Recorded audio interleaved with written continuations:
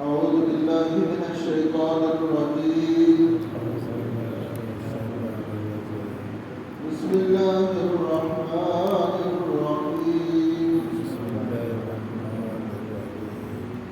إن للمتقين عند ربهم جنات النعيم. أفنجعل المسلمين كالمجرمين ما لكم كيف تحكمون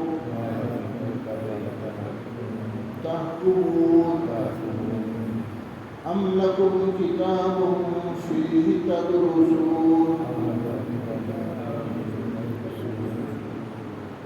إن لكم فيه لما تخيرون أم لكم أيمان علينا بالغة إلى يوم القيامة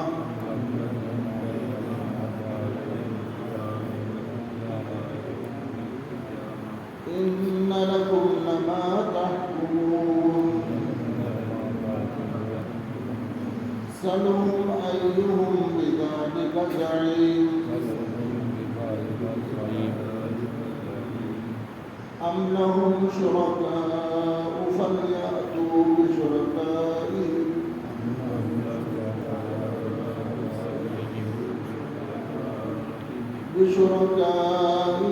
إن كانوا صادقين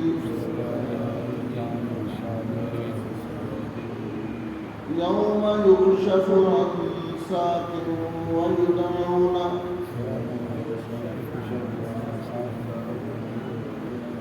ويدعون إلى السجود فلا يستطيعون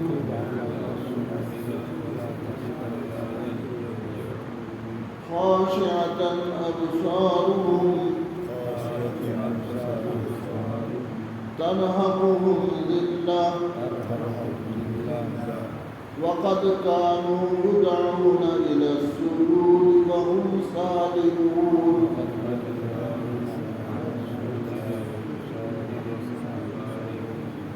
فذرني ومن يكذب بهذا الحديث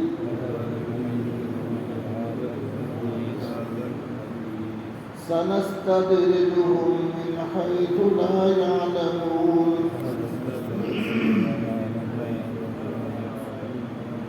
وأملي لهم إن كيدي متين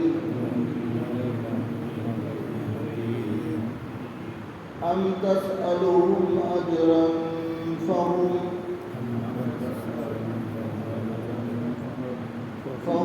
من مغرم مثقلون أم عندهم الغيب فهم يكتبون فاصبر لحكم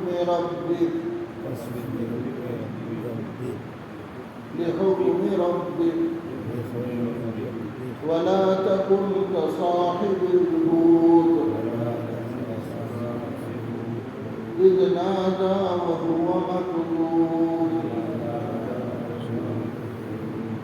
لولا أن تداركه نعمة من ربه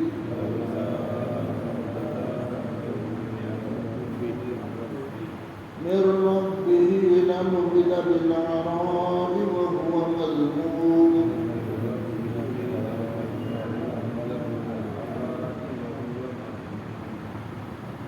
فاجتباه ربه فجعله من الصالحين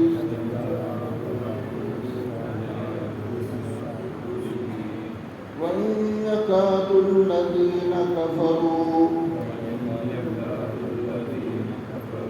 ليزلقونك بأبصارهم لما سمعوا الذكر ويقولون إنه لمجنون وما هو إلا ذكر للعالمين صدق الله العظيم.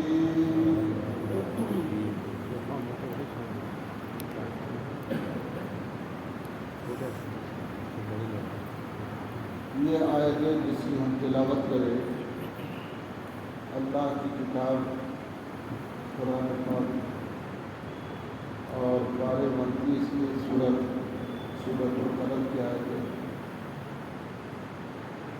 قرآن پاک ایسی کتاب ہے جس کو بار بار پڑھنے کا حکم دیا گیا. نام ہی قرآن ہے. عربی میں قرآن کہتے ہیں ایسی چیز کو جس کو بار بار دہرایا جائے. قراء کے بارے میں پڑھا, یقرأ مانے پڑھ رہا ہے. قرآن بار بار پڑھنے میں ہوگا. تو اللہ نے نام ہی قرآن کا ایسا رکھا کہ اس کے اندر اشارہ دے دیا کہ کتاب اٹھا کے رکھنے کی ہی ہے. جیسا کہ آج کل ہم لوگ کر رہے ہیں, رمضان میں کھولے تو پھر رمضان ہی میں کھولے گی کتاب. ایسا نہیں, بلکہ اس کتاب کو بار بار پڑھنا, اتنی کثرت سے پڑھنا کہ قرآن یوں کہے کہ میں تیرا کلام ہوں اور تو میرا بندہ. اللہ کی طرف سے بشارت ہے. اس لیے قرآن پاک کے اندر نیکیاں بھی ہیں. نماز پڑھیں گے آپ کو 5 منٹ لگتے ہیں, لیکن ایک آیت پڑھنے میں 1 منٹ بھی نہیں لگتے. ہر حرف کے اوپر 10 نیکیاں کم از کم ہیں. زیادہ کے لیے تو اللہ اضافہ کریں گے تو جتنے نیکیاں کر سکتے ہیں. تو ایک آیت میں اگر 10 نیکیاں 10 حروف ہیں تو یہاں بیٹھے آپ کو جو ہے 100 نیکیاں ملتی ہیں. تو اس طرح جو ہے قرآن کے ذریعے سے اپنے نیکیوں میں اضافہ کر سکتے ہیں. اس کا اہتمام. دوسری رمضان کی خصوصیت یہ کہ قرآن کو اللہ نے رمضان ہی میں اتارا ہے, برکت والی چیز قرآن کو, اس لیے پڑھنے کا حکم بھی دیا. اور اس سورت کا نام ہے سورۃ القلم. اس کے فضیلتیں بھی گزشتہ اتوار میں بتایا تھا. اور ایک عمل یہ بھی بتاتا ہوں کہ اگر کسی کے بدن میں تکلیف ہے تو روزانہ 1 مرتبہ سورہ قلم پڑھیں گے, اس کا سارا جسم کا درد, باڈی پین ختم ہو جائے گا. 1 مرتبہ پڑھو, یا صبح میں 1 مرتبہ, شام میں 1 مرتبہ پڑھو, یا دن میں 3 مرتبہ پڑھو. صبح پڑھ لیے فجر کی نماز کے بعد, پھر دوپہر میں پڑھے, پھر عصر کے بعد مغرب میں پڑھو. جسم کا درد کم ہو جائے گا. اور گزشتہ اور ایک عمل بتایا تھا کہ اگر کسی کو درد سر ہے, جس کا درد کم نہیں ہوا, چاہے آدھی پٹی کا ہو کہ پورا سر میں درد ہو, تو اس صورت کے آخری آیتیں ہیں. اگر وہ پڑھیں گے اور پیشانی پہ ہاتھ رکھ کے پڑھنا ہے تو 7 مرتبہ پڑھنا یا 11 مرتبہ پڑھنے کے بعد پھوکنا, تو پھر اس کی برکت سے اللہ شفا دے دیں گے, درد سب ختم ہو جائے گا. وہ آیتیں وَإِنْ يَكَادُ الَّذِينَ كَفَرُوا لَيُزْلِقُونَ بِأَبْصَارِهِمْ لَمَّا سَمِعُوا الذِّكْرَ وَيَقُولُونَ إِنَّهُ لَمَجْنُونٌ. اور بھی بہت سی باتیں ہیں, ایک مختصر میں نے کچھ باتیں سنائی. اب دیکھیے ترجمہ. إِنَّ لِلْمُتَّقِينَ عِنْدَ رَبِّهِمْ جَنَّاتُ النَّعِيمِ. گزشتہ رکوع میں بڑی تفصیل سے عجیب واقعات سنائے تھے. ہمارا ایمان تازہ ہو جاتا ہے. پھر اللہ نے جو انسانوں کے اندر برائیاں ہیں اس کا بھی ذکر فرمایا. پھر اب آخر میں اس رکوع کے اندر اہل ایمان کو اللہ کیا دے رہے ہیں اور پھر مجرمین کو کیسے جواب دینا, اس کے ذریعے سے حضور کو تسلی دی. اِنَّ لِلْمُتَّقِينَ, بے شک متقیوں کے لیے, عِنْدَ رَبِّهِمْ, اللہ کے دربار میں, اللہ کے پاس, جنات النعیم, نعمتوں کے خزانے ہیں, باغ ہی باغ ہیں نعمتوں کے. متقین یہ ہیں. متقین سے مراد ہے مومنین, ایمان والوں. غیر ایمان والوں کو نہیں ہے نعمت, ایمان والوں کو نعمت. اور ایمان والوں کے اندر بھی درجے ہیں. جو کلمہ توحید پڑھے اور 5 وقت نماز پڑھ لے وہ ایمان والا ہے. اور پھر جو کوئی مسلمان نمازی بھی ہے حلال اور حرام سے احتیاط کر کے زندگی گزارتا ہے، رہن سہن میں، کھانے میں، پینے میں، لباس میں، کمانے میں، تو یہ متقی کہلاتا ہے۔ اور اللہ کی طرف سے خاص لوگ یہ لوگ ہیں جو متقی لوگ ہیں، ان کے لیے اللہ اکرام کریں گے، عند ربہم جنات النعیم، نعمتوں کے باغ ہی باغ دے دیں گے ان کو، نعمتوں کے باغ۔ افنجعل المسلمین کالمجرمین، یہ بھی عجیب انداز ہے۔ بعض لوگ اعتراض کرنے والے اعتراض کرتے ہیں کہ مسلمان بھی کماتا ہے، ہم بھی کماتے ہیں، وہ بھی کھاتا ہے، ہم بھی کھاتے ہیں، اس کا بھی لباس ہے، ہمارا بھی لباس ہے، تو فرق کیا ہے دونوں میں؟ تو اللہ نے اس آیت میں فرمایا افنجعل المسلمین، کیا بس ہم لوگ مسلمانوں کو جو چیزیں دینے والے ہیں، مسلمان ہماری نگاہ میں جیسا ہے، کالمجرمین، کیا مجرم بھی ہمارے پاس ویسا ہی ہے؟ یعنی فرما بردار اور نافرمان دونوں برابر نہیں ہے، یہ بولنا چاہ رہے ہیں۔ مسلمان غیر مسلم دونوں برابر نہیں ہیں۔ مسلمان کے ساتھ جو کچھ معاملہ ہوگا وہ مجرمین کے ساتھ نہیں ہوگا، مجرمین کے ساتھ جو معاملہ ہوگا وہ مسلمان کے ساتھ نہیں ہوگا۔ مشرکین مکہ اعتراض کرتے تھے اور کہتے تھے کہ ہم لوگ تو صاحب اولاد ہیں اور ہم لوگ مال والے ہیں، ہم لوگ عہدے والے ہیں، اور تمہارے پاس تو صرف ایمان ہے۔ تو اللہ کہتے ہیں دونوں کا مقام الگ ہے، تمہارا مقام بھی الگ، ان لوگوں کا مقام بھی الگ۔ اللہ کہتے ہیں ما لکم کیف تحکمون، کیا ہوا تم لوگوں کو، تم لوگ کیسے فیصلہ کرتے ہو؟ سوچ کے فیصلہ کرو۔ ہمارے پاس بھی دو جماعت آتی ہے تو جو ہے بے انصاف ہوتا ہے اس کو الگ فیصلہ کرتے ہیں، جو انصاف والا ہے اس کے ساتھ الگ معاملہ کرتے ہیں۔ اللہ بھی کہتے ہیں کہ ہم دونوں کو برابر کیسا کریں گے، کیسا فیصلہ ہے تمہارا، سوچ کر کرو۔ پھر آگے فرمایا ام لکم کتاب فیہ تدرسون، کیا تمہارے پاس کوئی کتاب ہے، صحیفہ ہے جس میں کوئی چیز لکھی ہوئی ہے اور اس کو دیکھ کر تم کہتے ہو کہ ہم غیر مسلم بھی برابر کے شریک ہیں، مسلمانوں کے ساتھ جنت میں بھی اور آخرت میں بھی، نعمتوں میں بھی؟ کیا تمہارے پاس کوئی ثبوت ہے، کوئی دلیل ہے؟ نہیں ہے تمہارے پاس، بغیر دلیل کی بات کرو۔ ان لکم فیہ لما تخیرون، بے شک تم لوگوں کے لیے تو وہ ہے جو تم نے اختیار کیا، اپنے طرف سے جو چیز تم نے اختیار کی وہ تمہارے لیے۔ ام لکم ایمان علینا بالغۃ الی یوم القیامہ، کیا تمہارے پاس کوئی ایسے قسمیں ہیں ہمارے بارے میں جو قیامت کے دن جو تم یہ بتانا چاہتے ہو کہ ہم حق پر ہیں اور ہم ہی جنت کے مستحق ہیں؟ نبی کو ستاتے تھے تو پھر اللہ کی طرف سے ان کو جواب دیا جا رہا ان لکم لما تحکمون، بے شک تمہارا یہ فیصلہ اور تمہارا یہ ارادہ غلط فیصلہ اور غلط جو ہے آپ کا حکم ہے جو ہونے والا نہیں ہے۔ ایمان والوں کی شان الگ ہے، مجرمین کی شان الگ ہے۔ یہ کیسے ہوگا کہ دونوں برابر ہوں؟ ایسا ہو ہی نہیں سکتا، دونوں کا مقام ہے۔ سلہم، پوچھیے ان لوگوں سے، سأل یسأل سے سلہم، ان لوگوں سے پوچھے ایہم بذالک زعیم، یہ گمان اور یہ تمہارا جو فیصلہ ہے یہ کیسے تمہارے دل میں بات آئی؟ ایسا کیسا ہوگا کہ دونوں ایک ہی رہیں؟ کس بنیاد کے اوپر فیصلہ کریں؟ ام لہم شرکاء، کیا تمہارے وہ شرکاء ہیں جن کی تم پوجا کرتے تھے، عبادت کرتے تھے؟ کیا ان لوگوں نے تم لوگوں کو بتایا ہے کہ نہیں جو کرنا ہے دنیا میں کر لو، آخرت میں سب مل کر رہیں گے؟ ایسا کوئی تمہارے معبودین بتا رہے؟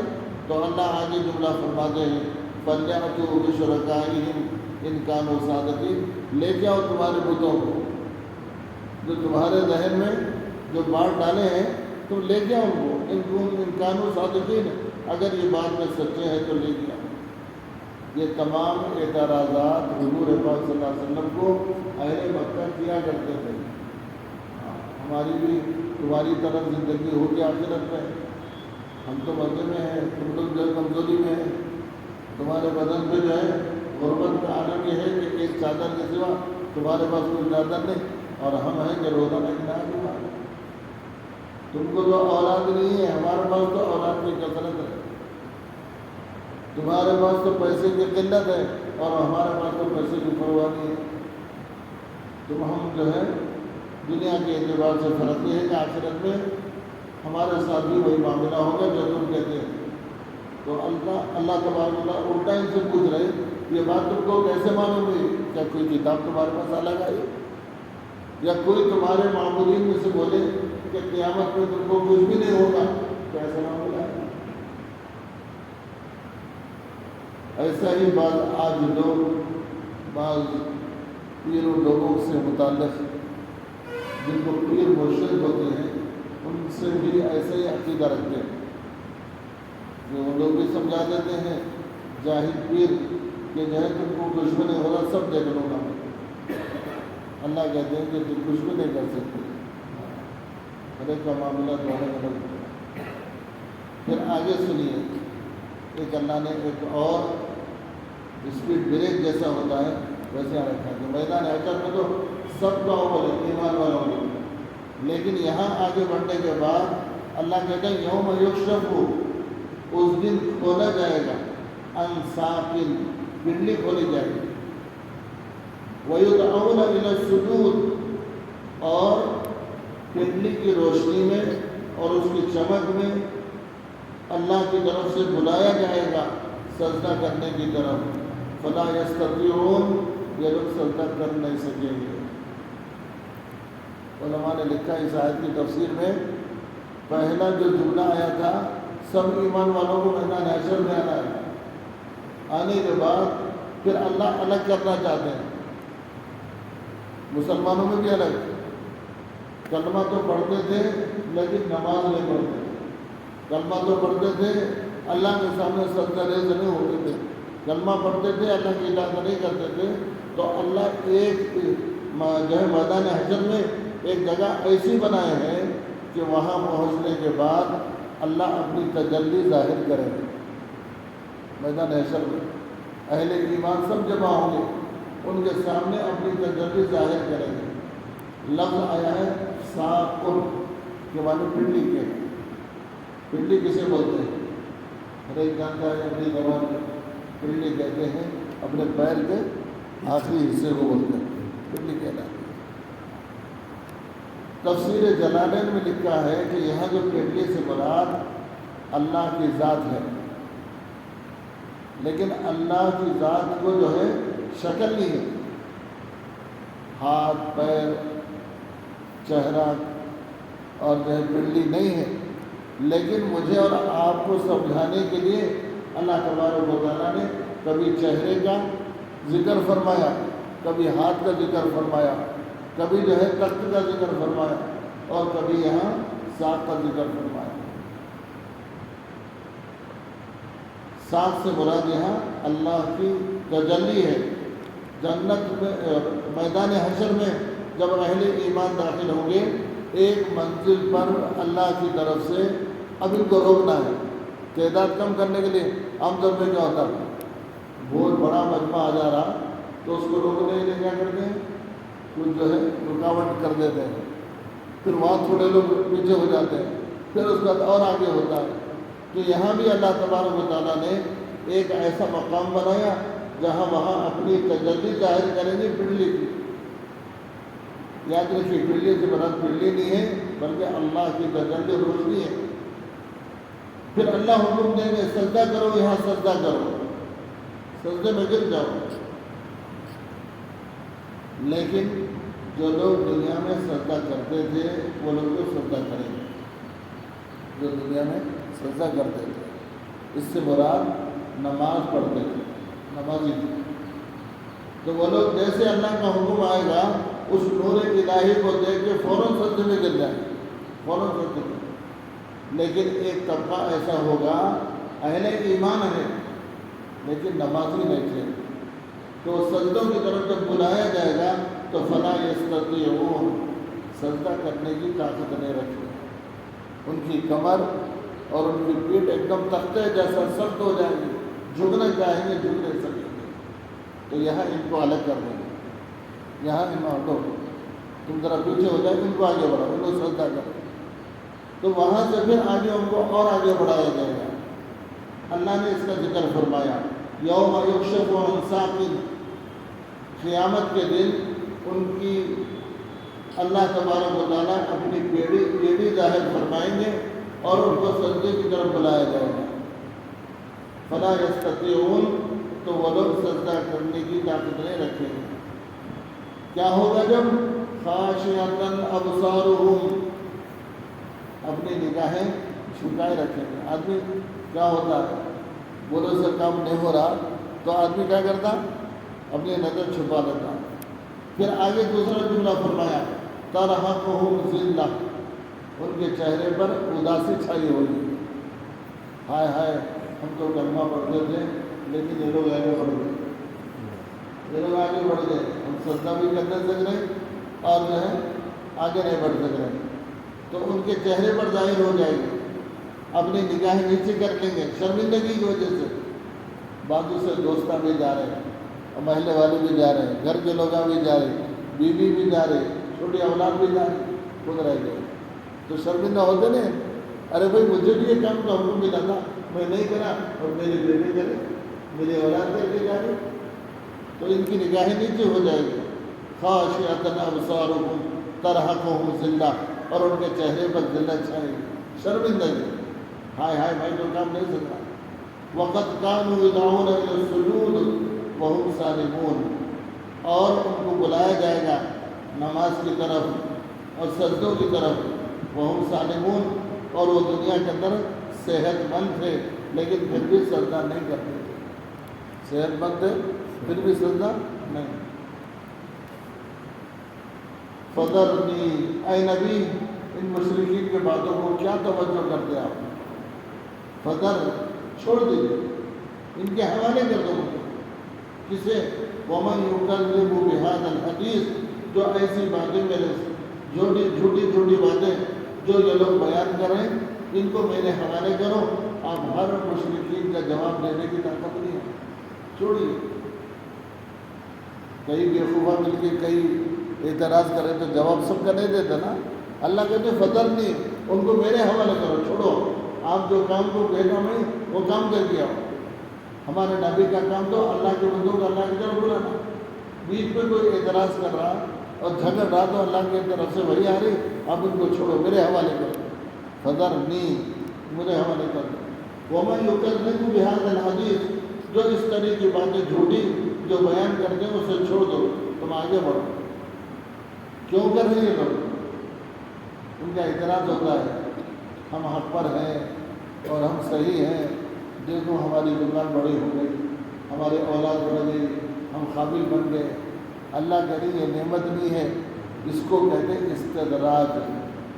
یہاں آگے آیا دنیا سنستدرجہم، ہم ان کو مہلت دیتے ہیں، مہلت دینا۔ ایک آدمی گنہگار ہے، گناہوں کے باوجود اس کو دنیاوی ترقی ملنا، یہ اللہ کی طرف سے ڈھیل ہے۔ اللہ کیا کرتے ہیں؟ ڈھیل دے کے دیتے ہیں، جیسے قارون کو دیے ڈھیل، فرعون کو دیے، ابو جہل کو دیے، اللہ کی طرف سے ڈھیل ہے۔ وہ لوگ اترا رہے تھے میرے پاس کمی کیا ہے، ہاں نہ اولاد کی کمی ہے، نہ مال کی کمی ہے، نہ منصب کی کمی ہے۔ اللہ کہے سنستدرجہم، ہم ایسے کافروں کو، مشرکوں کو ہم ڈھیل دے رہے ہیں، من حیث لا یعلمون، اس طرح ڈھیل دے رہے ہیں کہ ان کو پتہ بھی نہیں چلتا، ان کو پتہ بھی نہیں۔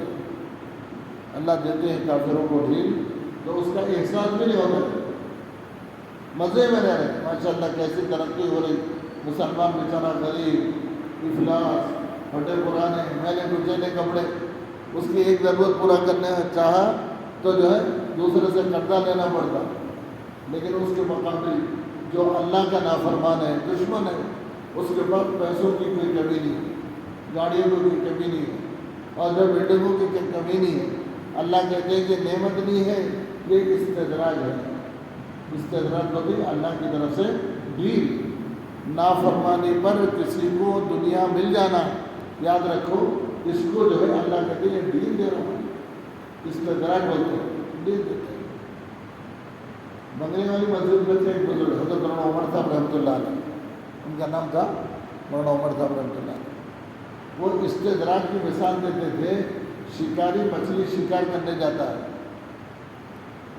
مچھلی شکار کرنے کے لیے ضرور جاتے ہیں، تو اپنے کانٹے کو گل کو جو ہے کچھ کیڑا لگا دیے، کھانے پینے کی چیزیں لگائیں اور اس میں ڈال دیں، تو مچھلی آتی ہے، پہلے دیکھتی ہے، ارے اتنا بڑا گوشت کا ٹکڑا لگا ہوا ہے، پھر تھوڑی دیر سوچتی ہے اس کے اطراف تو کوئی دشمن نہیں ہے، کوئی نہیں آتا، مزے میں نظر آ رہی ہے، دور دور تک دیکھے تو کسی کا پتہ نہیں ہے، میں سمجھتا بہت مزیدار چیز ہے بھائی، یہ میرے مقدر کے چلو اسے کھا لینا چاہیے۔ جیسے وہ کھانا شروع کرتی ہے تو آہستہ آہستہ گوشت اس کے پیٹ میں چلا جاتا ہے، وہ گل بھی اندر جاتی ہے۔ جیسے اس شکاری کو معلوم ہو جاتا ہے کہ مچھلی لگ گئی تو نہیں کھینچتا ہوں، کیا کرتا اور ڈورا چھوڑتا۔ ایسے ہی اللہ کہتے ہیں جو نافرمان ہیں، ہماری فرمانبرداری پر زندگی نہیں گزارتے، تو ہم ان کو مال کے اندر، عہدے کے اندر، دنیا کے اندر ڈورا چھوڑتے جا رہے ہیں، اس کو بولتے ہیں استدراج۔ پھر کیا کرتا ہے شکاری، جب دیکھتا ہے کہ مضبوط سے یہ ڈورا اور یہ گل جو ہے اندر پھنس گئی، اب ایک دم جھٹکے سے کھینچ لیتا ہے، ایسے اس کو سنبھلنے کے بھی موقع نہیں دیتا کہ وہ دریا کے باہر یا پانی کے باہر آ جاتا۔ اللہ کہتے ہیں کہ مشرکین کے ساتھ بھی میرا معاملہ یہی ہوگا۔ ان کو دیکھ کے آپ اہل ایمان پریشان نہیں ہونا، بھئی ہم لوگ کیا ہیں، ہمارے ساتھ جو سلوک اللہ نے ان کے ساتھ جو سلوک، اللہ کہتے ہیں سنستدرجہم، ہم ان کو ڈھیل دے رہے ہیں، اور کیسے ڈھیل، من حیث لا یعلمون، ان کو پتہ بھی نہیں چل رہا، مچھلی کو کیا پتہ چلتا، اب ڈورا بڑھاتے جا رہے، ان مزے سے کھا رہی، ادھر پھر رہی، ادھر پھر رہی، اپنے آپ کو جو ہے خوش نصیب سمجھ رہے، لیکن اللہ کی طرف سے میرے جھٹکا آتا ہے تو جو کچھ بھی سمجھ میں نہیں آتا۔ سنستدرجہم من حیث لا یعلمون، کہ ہم ان کو ڈھیل دیتے ہیں، اور اس طرح ڈھیل دیتے ہیں ان کو پتہ بھی نہیں چلتا۔ آج اللہ بتا رہی ہے دنیا میں، ہمارے آنکھوں کے سامنے بتا رہی، غور کرنے کا معلوم ہوگا، یہ اللہ کی طرف سے ڈھیل ہے، ڈھیل ہے۔ وَأُمْلِي لَهُمْ إِنَّ كَيْدِي مَتِينٌ، اللہ کہتے ہیں میں ان لوگوں کے ساتھ امید لگا کے بیٹھا ہوں جیسے وہ لوگ میرے ساتھ مکر کر رہے ہیں۔ اب کچھ بھی نہیں ہے بھائی، جو کچھ ہے کر لو، کما لو، دیکھیں گے جو کچھ ہوگا بعد میں، اب جو مزے سے ہے کر لو۔ تو اللہ کہتے ہیں میں بھی امید لگایا ہوں ان کے ساتھ، میری بھی امید ان کے ساتھ ہے، اور ان کا مکر میرے ساتھ کیسا ہوگا میں بھی ان کو دیکھ لوں۔ ایسا مت سمجھو کہ اللہ غافل ہے، اللہ غافل نہیں ہے۔ جیسا اللہ کے نبی حضور پاک صلی اللہ علیہ وسلم نے فرمایا، اللہ تو ایسے علم والے ہیں کہ کالی رات ہو اور کالا پہاڑ ہو، اور کالے پہاڑ پر کالی چوٹی ہو، تو اللہ اسے دیکھتے بھی اس کو سنتے ہیں۔ کیا آج کے دور کے فرعون کو نہیں دیکھ رہے اللہ، ان کے ظلم کو نہیں دیکھ رہے؟ یہ سب ڈھیل ہے، ڈھیل، اللہ مہلت دے رہے ہیں ہر ایک کو۔ سنستدرجہم من حیث لا یعلمون واملی لہم ان کیدی متین۔ پھر آگے اللہ کہتے ہیں ام تسألہم اجرا، ان سے پوچھو، ان لوگوں سے سوال کرو کیا ان کے پاس اس کا بدلہ ہے؟ فہم مغرم مثقلون، جو کچھ یہ لوگ دھوکے میں پڑے ہوئے ہیں، کیا اس کا بدلہ ان کو ملنے والا ہے؟ غیر بھی کہتے ہیں کچھ بھی ملنے والا نہیں ہے، جو ہے یہ۔ پھر آگے فرمایا ام عندہم الغیب، یہ بول رہے ہیں کہ ہم ہی اچھے ہیں، حضور سے بولتے تھے دیکھو ہم ہی اچھے ہیں، بلال کو دیکھو، صہیب کو دیکھو، سلمان کو دیکھو کیسی تکلیفوں میں ہیں، ہمارے میرے یاسر کو دیکھو کیسے گھوڑے کھا رہے ہیں، ہم مزے میں۔ تو اللہ کہہ رہے ہیں کیا ان لوگوں کے پاس کوئی غیب کی کتاب آ گئی کیا؟ ان کو لکھا ہوا ہے تم اچھے ہیں اور ان لوگ برے ہیں؟ بلکہ ام عندہم الغیب، کیا ان لوگوں کے پاس غیب کا علم ہے؟ فہم یکتبون، جس میں ساری چیزیں لکھی ہوئی ہیں۔ بہرحال اے نبی، ان لوگوں کے تانا دینے سے اور ان لوگوں کے تکلیف کا جملے سے آپ پریشان مت ہوئے۔ نبی کو تسلی دے رہے ہیں، کیا بول رہے ہیں؟ فاصبر، آپ صبر کرو. حالانکہ نبی ہے، اللہ کے محبوب ہے، امام الانبیاء ہے، لیکن اللہ حکم دے رہے ہیں بدلہ بدلو. کیا بول رہے ہیں؟ فصبر، صبر کرو، لحکم ربک، تمہارے رب کے فیصلے کا انتظار کرو. آئے گا فیصلہ، آئے گا. ہم یہ دیکھنا ہے کہ اس کے اندر میں ظلم تو نہیں کروں، میں حق پر ہوں کہ نہیں ہوں، اور میری طرف سے زیادتی نہیں ہونا. پھر اس کے بعد آپ کے اوپر ظلم ہو رہا تو آپ کیا کریں گے؟ صبر کرنا. ارے ان مارا نہ، میں بھی نہیں مارنا، اجازت ہے مارنے کی، لیکن حدیث میں ہے جتنا ان مارا اتنا ہی مارنا. اس کا مکہ کمزور تھا، آپ کا مکہ طاقتور تھا، تو آپ اب ظالم بن گئے، مظلوم نہیں رہے. اللہ اس کا بدلہ دے گا، اس کے ذریعے سے تم کو بدلہ ملے گا.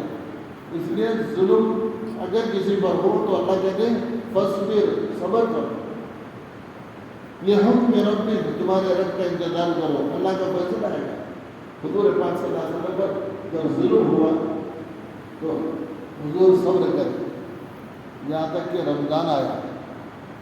رمضان کی 17ویں تاریخ آئی، اللہ نے جنگ بدر کو آخر کر دی. بدر کی جو اسلام کی سب سے پہلی جنگ جو ہوئی وہ رمضان کی 17 تاریخ کو ہوئی. آج کیا ہے؟ رمضان کی 18 کا. کل کا دن بہت مبارک دن. 17 رمضان کو حضور پاک صلی اللہ علیہ وسلم مجبور ہو گئے. مکے میں 13 سال تھے، سہتے رہے، ستائے گئے، صحابہ کو ستائے، لیکن حضور نے کوئی بدلہ لینے کا حکم نہیں دیا. ایک مرتبہ آپ راستے گزر رہے ہیں، اس صحابی کے ہاتھ پیر باندھ کے چٹان کے اوپر آپ کو دبایا جا رہا ہے. حضور پر نظر پڑی تو صحابی چیخے یا محمد یا رسول اللہ.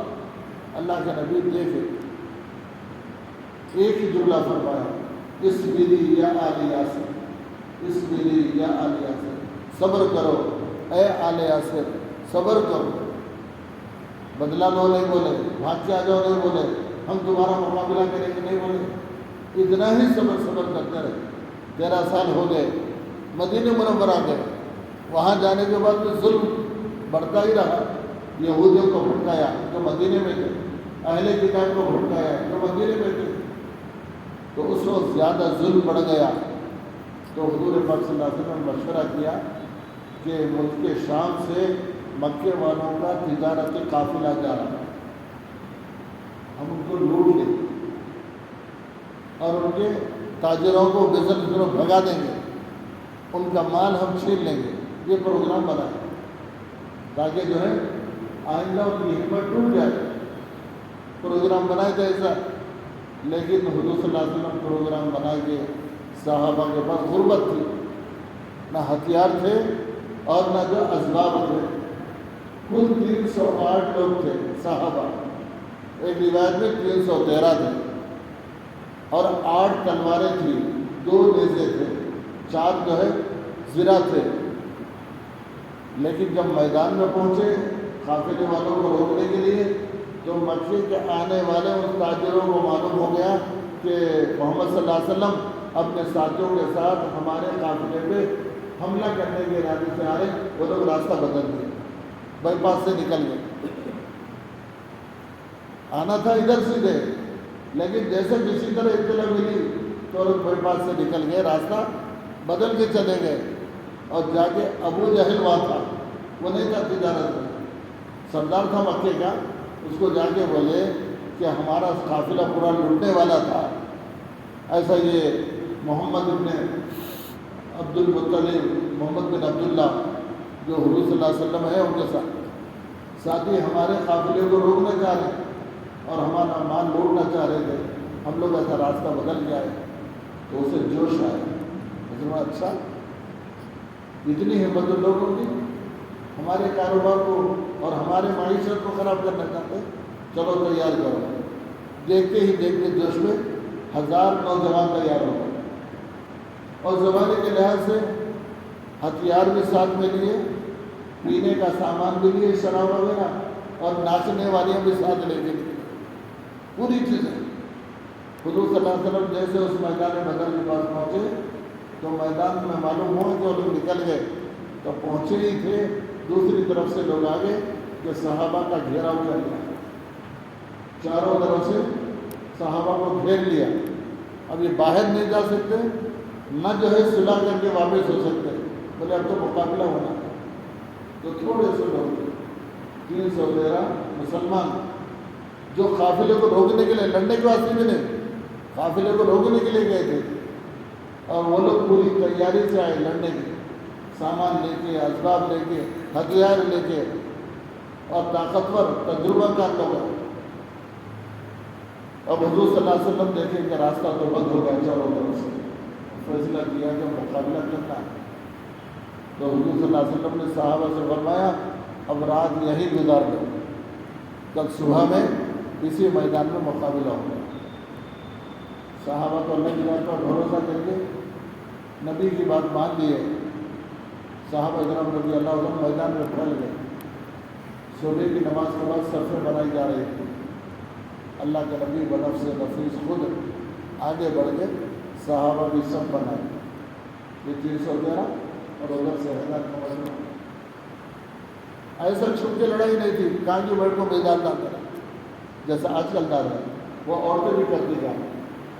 لیکن اس زمانے کی جو لڑائی تھی آمنے سامنے، ہجرت سے حضرت علی بن طالب آئے، آواز لگاتے تھے ہے کوئی مقابلے کے لیے آؤ، اسلام حق ہے، میں کلمہ توحید کا اقرار کرتا ہوں، لا الہ الا اللہ محمد رسول اللہ، ہمارے نبی حق ہیں، دین حق ہے.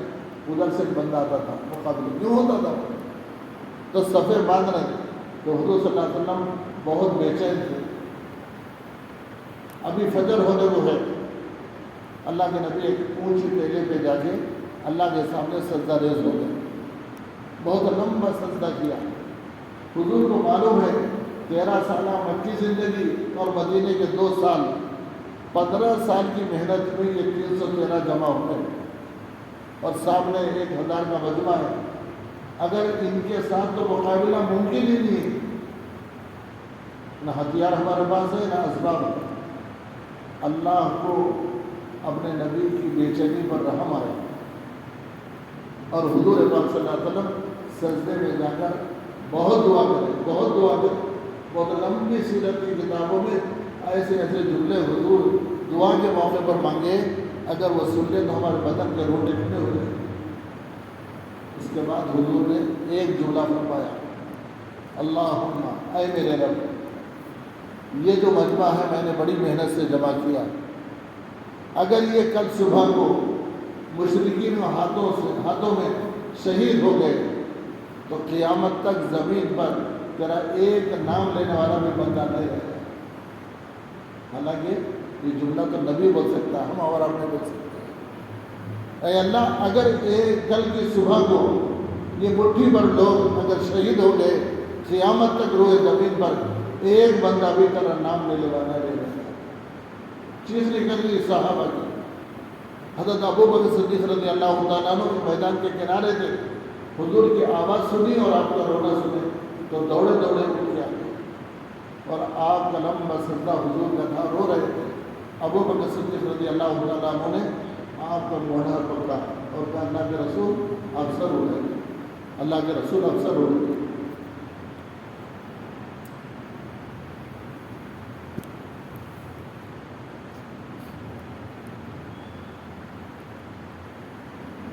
اتنے میں حضرت جبرائیل علیہ السلام آئے، نبی کو تسلی دی، اب گھبر ہو گئے.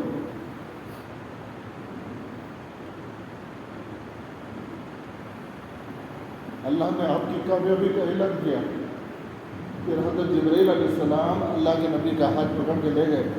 اللہ کے رسول، ابو جہل جو مکے کا سردار ہے وہ یہاں قتل کیا جائے گا، ولید ابن مغیرہ یہاں قتل کیا جائے گا، دشمنان اسلام یہاں قتل کیے جائیں گے. حضور کو تسلی ہو گئی. اللہ کے دربار میں سجدہ ریز ہو کر دعا مانگی، اے اللہ تو میری اور میری امت کی حفاظت فرما. کچھ بھی نہیں تھا، اسباب نہیں تھے، گئے تھے تجارت والے قافلے کو روک، لیکن جنگ کے اسباب بن گئے. اللہ کی ذات پر بھروسہ کر کے کھڑے ہو گئے. اللہ نے چند گھنٹوں کے اندر اپنی نصرت کا فیصلہ کیا. ایک فیصلہ یہ ہوا کہ جس میدان میں مشرکین تھے وہ میدان جو ہے ڈھلاؤ میں تھا، ریتی تھی، اور یہ صحابہ کو جو جگہ ملی تھی وہ جو ہے ٹیلے پر تھے، پتھروں پر تھے۔ جو لوگ میدان بدر گئے ہوں گے وہ آج بھی وہ جگہ محفوظ ہے، دیکھیے۔ تو اللہ کی کرنی یہ کہ ان کے لیے نہ پانی کا انتظام ہے نہ ٹھہرنے کا انتظام ہے، نیچے سے بھی پتھر اور اوپر سے بھی گرمی۔ اللہ نے اس رات میں بارش برسائی، اتنی زبردست بارش کہ مسلمان اپنی مشکل سے بھر لیے، اور صحابہ اور حضور تسلی سے سانس لیے، اور جتنا ڈھلان کا پانی تھا پورا ان کی زمین میں چلا گیا، ان کو چلنا پھرنا بھی مشکل ہو گیا، میدان میں آنا بھی مشکل ہو گیا۔ اس طرح اللہ نے پہلی کامیابی کی مدد فرمائی، ان کے واسطے جگہ آرام کی بن گئی اور ان کے لیے مصیبت کی بن گئی۔ اب مقابلہ شروع ہوا تو بہت تھوڑی مدت میں اللہ تبارک و تعالیٰ نے ایسی کایا پڑ لی کہ مشرکین مکہ کے بڑے بڑے سردار، بڑی طاقت ختم، تو بڑی تعداد مشرکین مکہ کے شہید کر دیے گئے۔ جو ابو جہل مشرکین مکہ کا سردار تھا، جس نے جمع کر کے لایا تھا، بہت بڑا پاور والا تھا، طاقت والا تھا، لیکن سیرت میں ہے اس کو قتل کرنے والے چھوٹے چھوٹے نابالغ بچے تھے۔ بڑے آدمی کو مارنے کے لیے بڑا ہی بہادر ہونا نا، لیکن اللہ نے اسے ایسے ذلیل کیا کہ اس کو مارنے والے کوئی طاقتور لوگ نہیں تھے، علی بن طالب، خالد بن ولید، نہیں، چھوٹے چھوٹے بچے دونوں جو ہے حملہ کر کے اسے قتل کرے۔ تو مرتے مرتے بھی اس کی زبان سے جملہ نکلا، مرنا تو تھا ہی، لیکن مجھے کوئی بڑا آدمی مارتا تو مجھے اچھا تھا، چھوٹے بچوں سے بڑا۔ اتنا مرتے مرتے بھی اپنی انا کا اتنا اسے وہ ہے۔ تو بہرحال اللہ نے وہ دن کامیابی دی، اور رمضان کا مبارک مہینہ تھا، حضرات صحابہ روزے کی حالت میں تھے، اور جو ہے اللہ نے کامیابی عطا فرمائی۔ اس دن جو جنگ ہوئی، کامیابی دی، اس کو اللہ کہتے ہیں جنگ بدر ہے، اور اس کا تذکرہ قرآن پاک کے 4 پارے میں ہے۔ وَلَقَدْ نَصَرَكُمُ اللَّهُ بِبَدْرٍ وَأَنْتُمْ أَذِلَّةٌ۔ اللہ کہتے ہیں تم چھوٹے تھے، کمزور تھے، بے بس تھے، اللہ کہتا ہے میں تم کو کامیابی دیا۔ تو اللہ بتا رہے ہیں کہ جب میں کامیابی دیا کچھ بھی نہیں تھا، تو آج میں کامیابی نہیں دے سکتا، ضرور اللہ دیں گے، لیکن اللہ کی طرف سے حکم ہے فَاصْبِرْ، صبر کرو، یہ زمانہ صبر کا ہے۔ فَاصْبِرْ لِحُکْمِ رَبِّكَ وَلَا تَكُنْ كَصَاحِبِ الْحُوتِ۔ ایک عجیب بات بولو، اے نبی زیادہ صبر کرنا ہی آپ کا کام ہے، لیکن بے صبری ہو کر ایسا مت کرو جیسے مچھلی والے نے کیا۔ یہ تو اللہ ہی کو مناسب ہے کہ جملہ بولے۔ مچھلی والے کون؟ حضرت یونس علیہ السلام، پیغمبر، وہ بھی اللہ کے نبی ہیں۔ وہ اپنی قوم کو سمجھائے نینوا میں، لیکن ان کی قوم نہیں مانی، تو ان کو وارننگ دیے کہ جو تم نہیں مانے اللہ کا عذاب آئے گا، پھر بھی نہیں سنے، تو یہ لوگ نکل گئے۔ یہ پیغمبر کیا کریں؟ بصری سے نکل گئے، اللہ کا عذاب آنے والا۔ اللہ نے ان کو حکم نہیں دیا جانے کا، دیا تھا نہیں دیا۔ ہمارے نبی 13 سال مکے میں تھے، برداشت کرتے رہے، نہیں گئے۔ فَاصْبِرْ لِحُکْمِ رَبِّكَ، تمہارے رب کے حکم کا انتظار کرو۔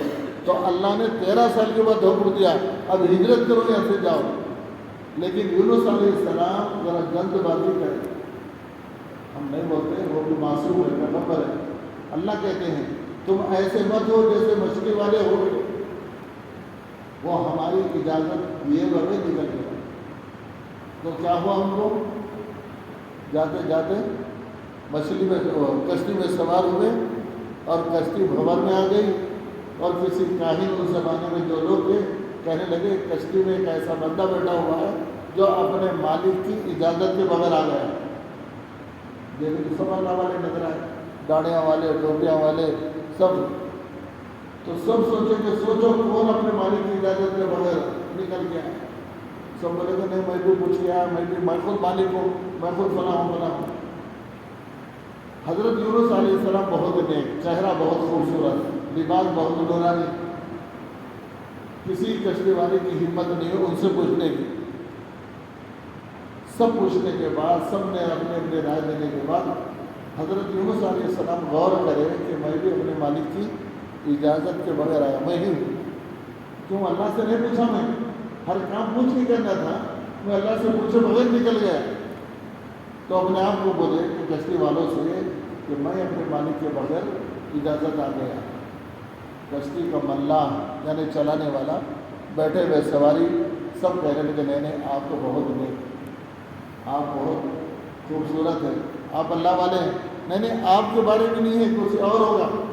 بولے نہیں میں ہی ہوں، لیکن کشتی ڈاواڈول ہو رہی ہے، اگر تاخیر ہوتی تو سب غرق ہو جاتے۔ تو حضرت یونس علیہ السلام جب اپنے بارے میں اصرار کرے تو سب نے کہا کہ ٹھیک ہے آپ خود اپنے بارے میں فیصلہ کریں۔ تو سب نے طے کیا کہ ان کو کشتی سے باہر پھینک دینا چاہیے اللہ کے حکم سے۔ جب یہ کشتی سے باہر پھینکے تو اللہ نے ان کی حفاظت کا انتظام کیا، ایک بہت بڑی مچھلی کو کشتی کے بازو لا کے کھڑا کیا۔ یہ کشتی والے اٹھا کے ان کو ڈالے سمندر میں، تو سمندر میں نہیں گئے، ہو مچھلی کے منہ کے اندر چلے گئے۔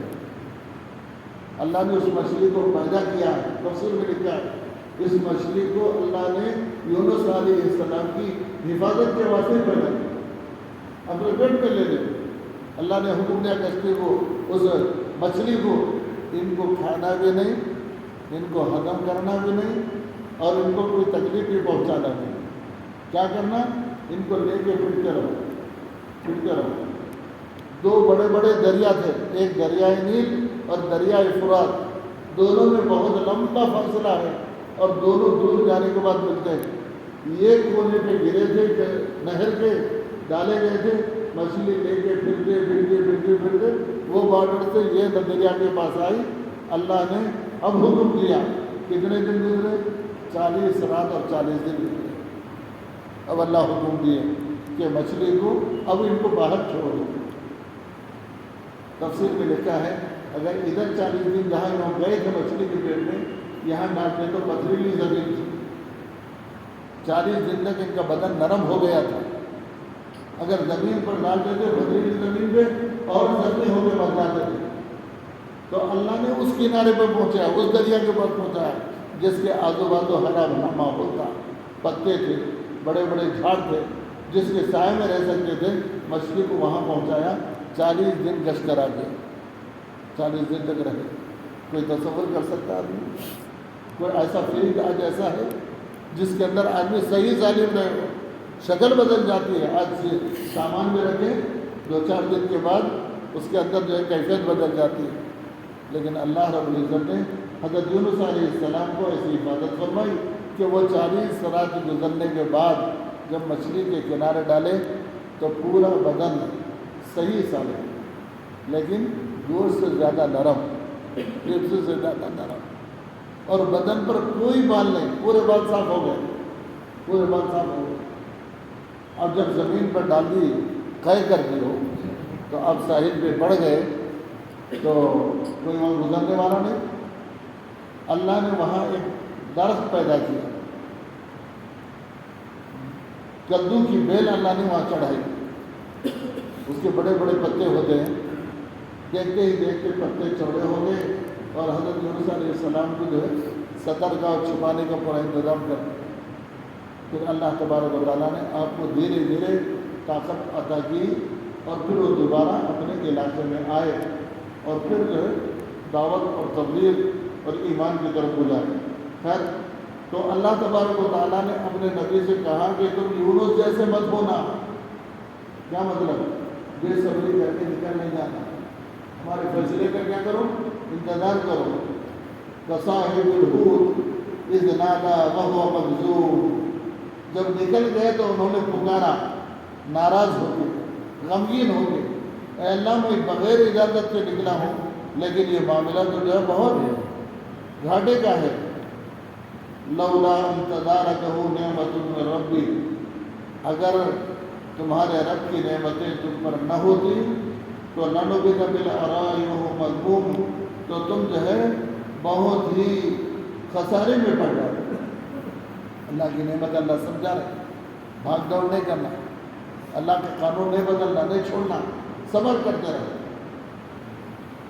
فَاجْتَبَاهُ رَبُّهُ، اللہ نے فرمایا کہ تمہارے رب نے تم کو چن لیا ہے، اللہ نے تم کو منتخب کر دیا۔ حدیث میں ہے کہ تمام انسانوں نے نبی کو چنے، نبیوں میں ہمارے نبی کو چنے خاتم المرسلین بنانے کے لیے، اور سارے انسانوں میں امت محمدیہ کو چنے۔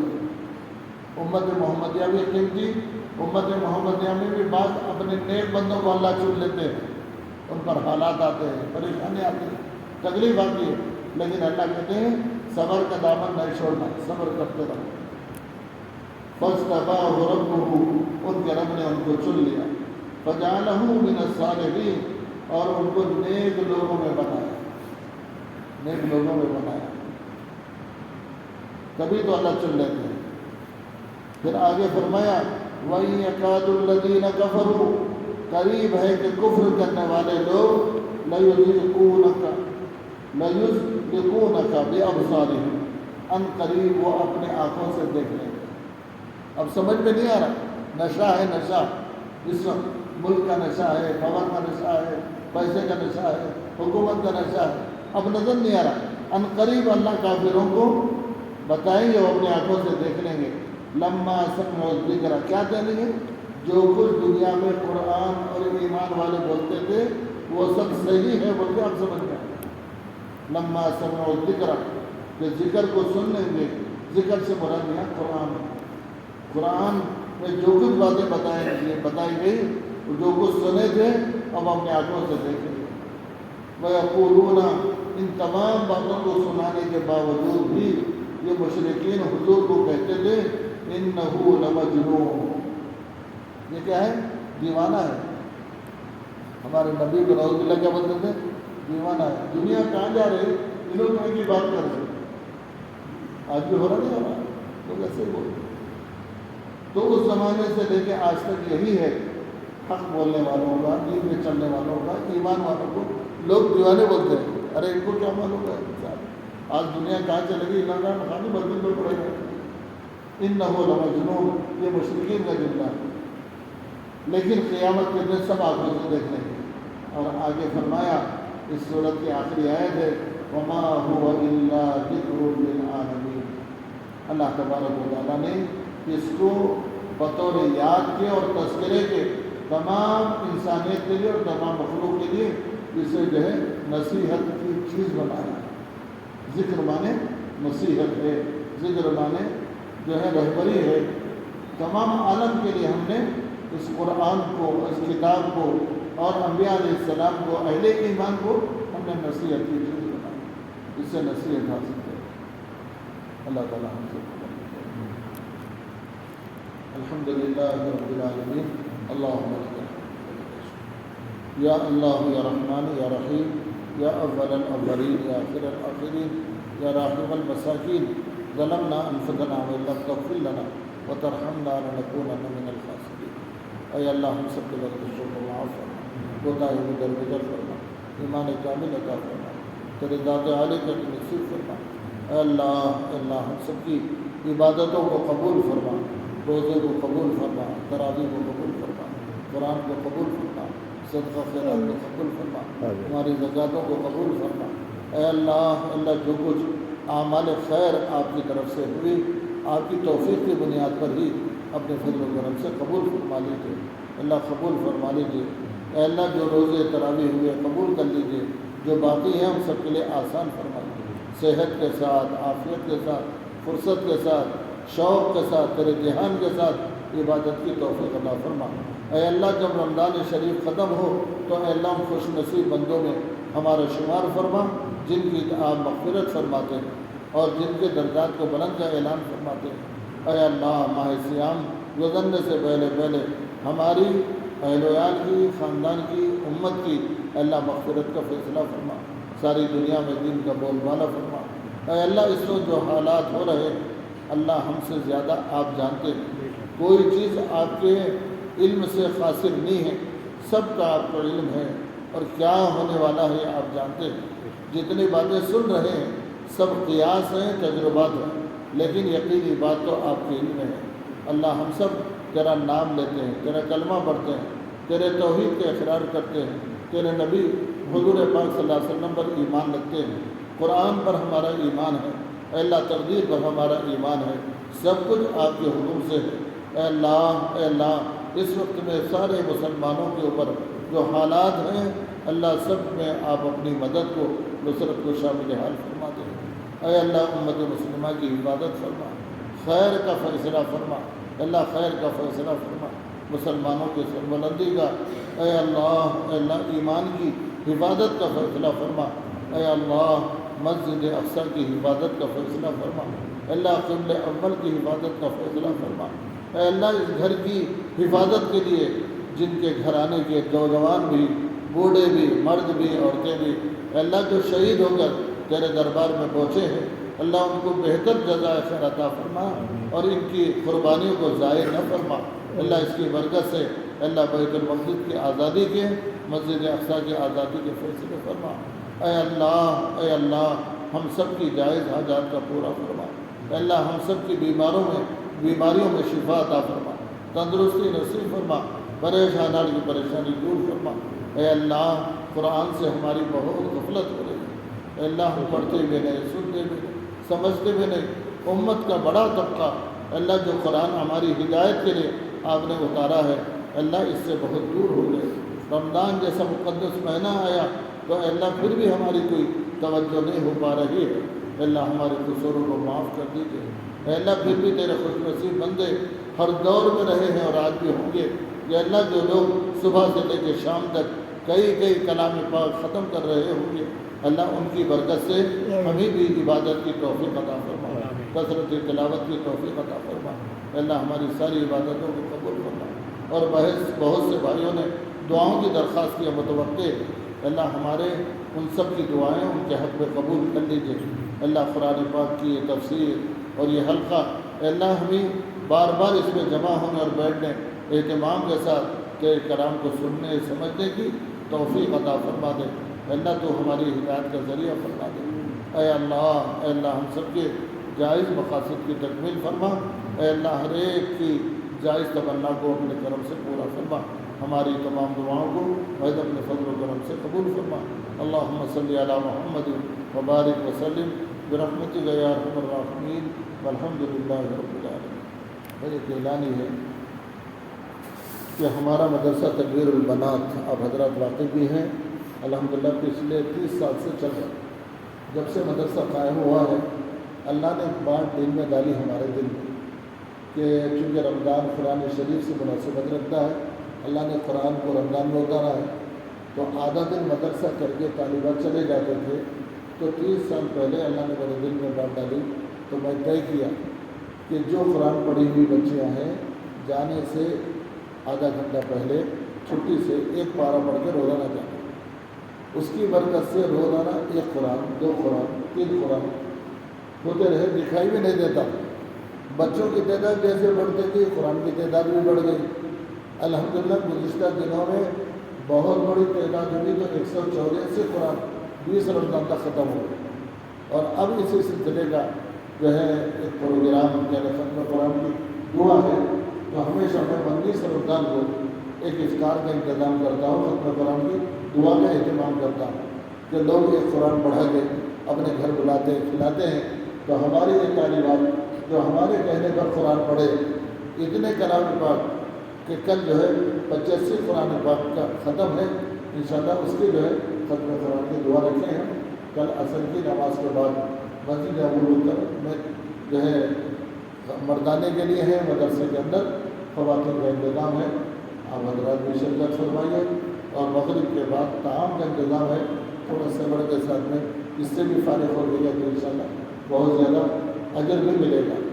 اور جو نام ہمارے پاس ہیں یا اس وقت جو بھائی پہنچ کے ہمیں نام لکھائیں گے انشاءاللہ یہ 85 قرآن ان مرحومین کے نام کو بھی بخشیں گے جن کے نام ہمارے وقت پہلے سے ہیں یا جو ہے جن حضرات کے نام ہمیں بتائے جاتے ہیں۔ تو اس لیے گزارش ہے آپ حضرات اس میں ہمارا بھی ہمت افزائی ہوگی، اور دوسرے کہ کلام پاک مرحومین کو پہنچیں گے انشاءاللہ ان کی رحمت اور ان کی نظر ہم سب پر ہوگی۔ اس لیے تمام بھائیوں سے گزارش ہے کہ آپ حضرات عصر کی نماز مسجد ابو بکر میں پڑھیں یا مسجد اقصی میں پڑھیں، پھر انشاءاللہ وہاں جا کے ہم لوگ دعا کر لیں گے، افطار کریں گے۔ افطار کا انتظام بڑھانے کے لیے مسجد میں ہے نیچے اور اوپر، اور تعاون کا انتظام مسجد مدرسے میں ہے سب کے لیے، اندر بھی باہر بھی، نماز حق میں بڑھانے کو، اور جو ہے خواتین کے لیے مسجد کے صحیح میں، اور دعا بھی کیجیے اللہ تعالیٰ ہمارے اس عمل کو قبول کر لیں۔ ابھی 2-4 دن پہلے بہت بڑے ہندوستان جانب صاحب سے رابطہ ہوا، انہوں نے کسی مانگ رہے تھے تو میں ان کو کارگزاری سنایا، میرے ایک جو ہے ناقص شکر ہے، میں اس طرح کوشش کر رہا ہوں، تو سن کے بہت تعجب سے مجھے کب سے چل رہا ہے، بولے میرا مدرسہ 1994 22 اکتوبر کو 15 جمادی الثانی میں نے اس مدرسے کی بنیاد رکھی، اس کے بعد جو رمضان آیا اسی وقت سے میرے دل کا خیال ہے شروع کیا۔